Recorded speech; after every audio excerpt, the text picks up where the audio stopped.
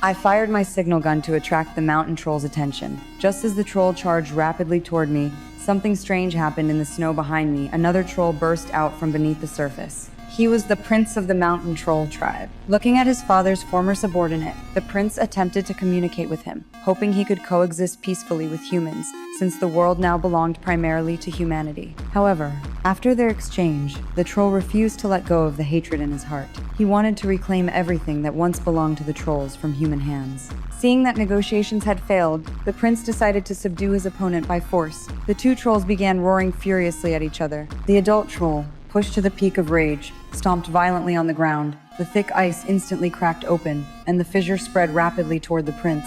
Fearing I might be caught in the crossfire, I immediately fled into the distance. Although I escaped disaster, the prince was not so fortunate. The ice around him began to shatter rapidly, and the next second, his body plunged into the lake.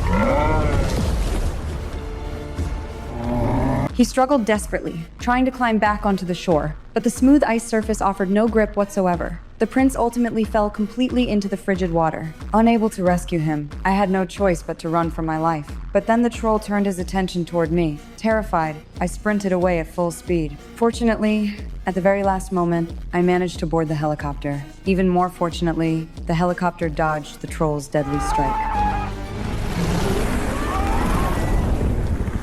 The troll didn't pursue us further, but instead turned and headed north. Looking at the hole in the ground, I felt deeply saddened, believing the troll prince had drowned. Little did I know, he was actually still alive. We then discovered from the map that the troll was heading toward Trondheim, the site where a great troll massacre had once taken place. It turned out his goal was to seek vengeance against all of humanity. We immediately went to the church to research the history between humans and trolls, hoping to find a way to fight the troll. I tried dripping the holy water preserved in the church onto a piece of stone, and the silver knife cut through the stone with ease. Considering that the troll's body was also made of stone, perhaps the holy water would have a miraculous effect on him. So we began collecting large quantities of holy water and, before the troll arrived, set up temporary defensive lines throughout the city. Once all preparations were complete, the troll reached the human city. What followed would be a battle to the death between two species.